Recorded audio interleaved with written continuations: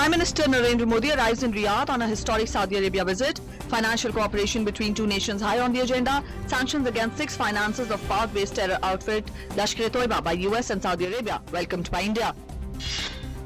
Nuclear Security Summit concludes in Washington with a call for global action to prevent weapons of mass destruction going into the hands of what the leaders called madmen like the ISIS. Prime Minister says India will use better technology to ensure nuclear security.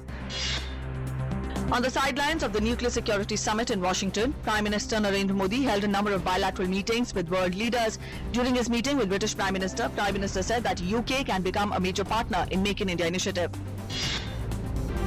India expressed disappointment over blocking of India's application in United Nations Security Council to blacklist Jaish-e-Mohammed chief Masood Azhar.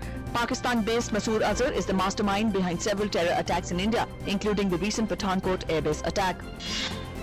Hectic campaigning for elections to 65 assembly constituencies in Assam and 18 in West Bengal brought to a close this evening. Voting to take place on Monday, Election Commission has taken necessary steps to prevent impersonation of voters. Enforcement Directorate issues fresh summon to industrialist Vijay Mallya in money laundering case, asks him to appear before it on 9th of April. Mallya was asked to appear before Enforcement Directorate today, seeks extension till May.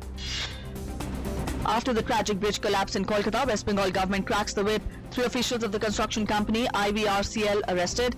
Murder charges slapped against them. 3 engineers suspended. Official death toll in mishap rises to 24, with 1 more body recovered. Vice President Mohammad Hamid Ansari has underlined the centrality of judiciary in securing constitutional rights of citizens. He was addressing the 16th convocation of University of Jammu in Jammu today. The Vice President said that people increasingly turn to judiciary for solving social problems due to its accessibility, affordability and confidence that justice will be dispensed speedily. On Jammu and Kashmir government formation, senior BJP leader Rajnath Singh today expressed confidence that the BJP-PDP alliance in the state will meet the expectations of the people of the state. PDP President Mehbooba Mufti will be sworn in as the first woman Chief Minister of Jammu and Kashmir on 4th of April. The much-awaited Defence Procurement Procedure 2016 was released online last week and comes into effect from today. India is the world's largest importer of defence equipment, with 60% of its requirements met from outside the country. With the new policy, focus will be on Make in India initiative. The government is taking up the Deonar dumping ground fire issue seriously. On the sidelines of a COP21 seminar in Mumbai, Union Environment Minister Prakash Javadekar said that the government is declaring new solid waste management and that whole new regime will come to force to dump the lakhs of pile-ups. Urban Development Minister Venkaiah Naidu says research in Ayurveda has become the need of the hour, as it is currently being adopted into the mainstream healthcare systems of the country. Naidu today laid the foundation stone for the hospital block of Regional Ayurveda Research Institute for Metabolic Disorders in Bengaluru.